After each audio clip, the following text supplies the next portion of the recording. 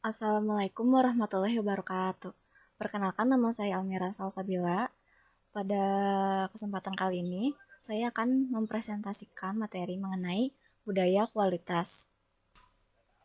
Daftar pembahasan pada materi kali ini yaitu tentang pemahaman budaya kualitas, mekanisme perubahan budaya, dan penerapan total quality management. Sebelum ke pembahasan yang pertama, kita harus memahami dulu apa itu konsep budaya. Budaya merupakan konstruksi sosial unsur-unsur budaya seperti nilai-nilai, keyakinan, dan pemahaman yang dianut oleh semua anggota kelompok. Dalam suatu budaya, mengarahkan perilaku. Kebiasaan atau tradisi merupakan perekat yang mempersatukan suatu organisasi dan menjamin bahwa para anggotanya wajar berperilaku sesuai dengan norma. Selanjutnya yaitu masuk ke pembahasan yang pertama, yaitu mengenai pemahaman budaya kualitas. Menurut Ghost dan Davis 1994, budaya kualitas adalah sistem nilai organisasi yang menghasilkan suatu lingkungan yang kondusif bagi pembentukan dan perbaikan kualitas secara terus-menerus. Budaya kualitas terdiri atas filosofi, keyakinan, sikap, norma, nilai, tradisi, prosedur, dan harapan yang meningkatkan kualitas. Kemudian ada karakteristik umum organisasi yang memiliki kualitas. Yang pertama yaitu perilaku organisasinya sesuai dengan slogan organisasi. Kemudian masukan dari pelanggan secara aktif diminta dan digunakan untuk meningkatkan kualitas secara terus-menerus. Kemudian para karyawan dilibatkan dan diberdayakan. Kemudian pekerjaan dilakukan dalam satu tim. Kemudian manajemen tingkat eksekutif diikutsertakan dan dilibatkan. Kemudian sumber daya yang memadai disediakan dimanapun dan kapanpun dibutuhkan. Kemudian yaitu pendidikan dan pelatihan diadakan agar para karyawan pada semua tingkat memiliki pengetahuan dan keterampilan yang dibutuhkan. Kemudian sistem penghargaan dan promosi didasarkan pada kontribusi terhadap perbaikan kualitas secara terus-menerus. Kemudian, rekan kerja dipandang sebagai pelanggan internal. Dan yang terakhir yaitu pemasok diperlukan sebagai mitra kerja. Kemudian pembahasan selanjutnya yaitu memahami perubahan budaya. Komitmen manajemen puncak terhadap kualitas perlu disampaikan dan didukung semua pihak dalam organisasi, karena orang cenderung mengamati dan mempelajari komitmen terhadap perubahan melalui pengalaman, simbol-simbol, dan perilaku yang tampak. Maka, pihak manajemen puncak harus menunjukkan perilaku dan aktivitas yang sesuai dengan harapan. Dan di sini ada mekanisme perubahan budaya. Pada tabel ini membandingkan antara budaya tradisional ke manajemen budaya kualitas. Untuk fokusnya, yang pertama yaitu fokus dari rencana budaya tradisional yaitu anggaran jangka pendek, dan sedangkan untuk manajemen budaya kualitas yaitu isu-isu strategi masa depan. Yang kedua yaitu ada fokus organisasi.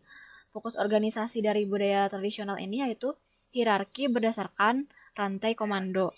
Dan untuk manajemen budaya kualitas yaitu partisipasi dan pemberdayaan karyawan. Kemudian fokus pengendalian dari budaya tradisional yaitu laporan varian, dan untuk manajemen budaya kualitas yaitu ukuran informasi kualitas untuk self-control. Kemudian fokus dari komunikasi dari budaya tradisional yaitu top-down, dan manajemen budaya kualitas yaitu top-down dan bottom-up. Dan fokus keputusan dari budaya tradisional yaitu manajemen krisis, dan manajemen budaya kualitas yaitu perubahan yang terencana. Kemudian fokus dari manajemen fungsional di budaya tradisional yaitu parokial kompetitif, dan manajemen budaya yaitu cross function dan integratif. Dan untuk fokus manajemen kualitas dari budaya tradisional yaitu phasing atau one shot manufacturing, dan manajemen budaya kualitas yaitu preventif dan berkelanjutan semua fungsi dan kualitas. Kemudian selanjutnya yaitu ada hal yang perlu dipahami dalam melakukan perubahan budaya. Yang pertama yaitu pahamilah sejarah terciptanya budaya yang sudah ada. Yang kedua yaitu jangan memusuhi sistem yang sudah ada, tetapi perbaikilah. Kemudian bersiaplah untuk mendengarkan dan mengamati. Dan yang terakhir yaitu Lihatkanlah setiap orang yang dipengaruhi oleh perubahan. Selanjutnya yaitu pembahasan mengenai penerapan Total Quality Management. Pertama, ada kajian Total Quality Management. Menurut Mears 1993, mendefinisikan Total Quality Management sebagai suatu sistem yang dilaksanakan dalam jangka panjang dan terus-menerus untuk memuaskan konsumen dengan meningkatkan kualitas produk perusahaan. Total Quality Management memiliki tujuan perbaikan kualitas terus-menerus, disesuaikan dengan kebutuhan yang menyangkut kebutuhan, keinginan, dan selera konsumen. Kemudian ada 4 pilar dasar penetapan Total Quality Management menurut Lewis dan Smith tahun 1994. Yang pertama yaitu kepuasan konsumen, yang kedua perbaikan terus-menerus, yang ketiga hormat atau respect terhadap setiap orang, dan yang keempat manajemen berdasarkan fakta. Kemudian selanjutnya ada elemen-elemen pendukung Total Quality Management menurut Goss dan Davis 1994. Yang pertama yaitu fokus pada pelanggan, yang kedua memiliki obsesi terhadap kualitas, yang ketiga yaitu pendekatan ilmiah, yang keempat komitmen jangka panjang, yang kelima kerja sama tim, yang keenam adanya perbaikan sistem cara berkesinambungan, yang ketujuh diadakannya pendidikan dan latihan, yang kedelapan kebebasan yang terkendali, yang kesembilan kesatuan tujuan, dan yang ke-10 adanya keterlibatan dan pemberdayaan pekerja. Kemudian menurut Craig tahun 1998, agar penerapan Total Quality Management ini berhasil, terdapat 4 kriteria berikut yang harus dipenuhi oleh perusahaan.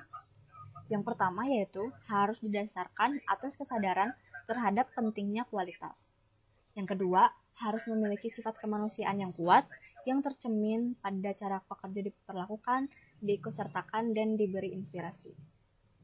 Yang ketiga yaitu harus didasarkan pada pendekatan desentralisasi dengan memberikan pemberdayaan dan keterlibatan para pekerja pada semua level.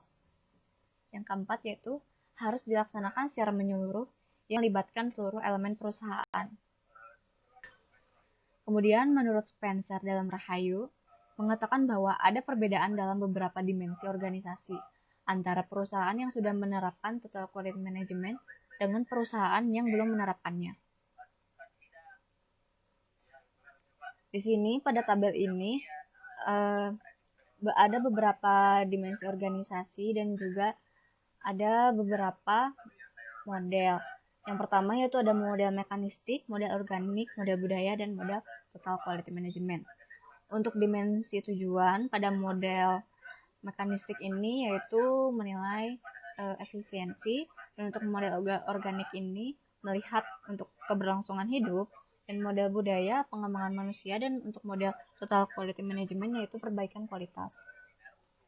Dan definisi kualitas menurut model mekanistik yaitu sesuai standar, dan model organik menganggap bahwa definisi kualitas itu dilihat dari kepuasan konsumen, dan model budaya dilihat dari kepuasan berkelanjutan, dan model totalitas quality management yaitu kepuasan konsumen. Dan peran lingkungan di model mekanistik yaitu sistem tertutup, untuk model organik yaitu sistem terbuka, untuk model budaya yaitu boundary tergantung hubungan yang dibuat, dan untuk model total quality management yaitu batas yang kabur antara orang dan lingkungan. Kemudian dimensi peran manajer untuk model mekanistik yaitu sebagai koordinator dan pengawas, dan model organik pun sama sebagai koordinator dan pengawas, dan untuk model budaya yaitu sebagai koordinator dan mediator, dan untuk total quality management sebagai pencipta sistem kualitas. Untuk peran karyawan pada model mekanistik ini berperan pasif, untuk organik berperan reaktif, model budaya berperan aktif, dan untuk model total quality management diberdayakan. Untuk dimensi struktur, model mekanistik ini berdasarkan rantai komando, untuk model organik berdasarkan aliran proses, untuk model budaya sesuai mutual adjustment, dan untuk model total quality management yaitu proses horizontal melibatkan pemasok dan konsumen. Kemudian ada kendala-kendala penerapan Total Quality Management. Yang pertama yaitu ada kendala pekerja dan budaya, kemudian ada kendala infrastruktur, kemudian ada kendala manajerial, dan yang terakhir ada kendala organisasional. Selanjutnya ada penyebab kegagalan dalam penerapan Total Quality Management. Yang pertama yaitu adanya pembentukan tim yang keliru, kemudian tujuan pembentukan tim yang kurang jelas, seringnya pergantian anggota tim, kemudian kurangnya pemahaman tentang Total Quality Management, kemudian komunikasi antar anggota tim yang tidak lancar, dan identifikasi masalah yang dilakukan tidak berdasarkan prinsip-prinsip Total Quality Management. Kemudian prinsip Total Quality Management tidak dilaksanakan secara menyeluruh pada semua lapisan manajemen. Kemudian pimpinan puncak menghendaki pemecahan masalah yang cepat tanpa proses yang benar. Sekian presentasi dari saya, mohon maaf bila ada kesalahan. Wassalamualaikum warahmatullahi wabarakatuh.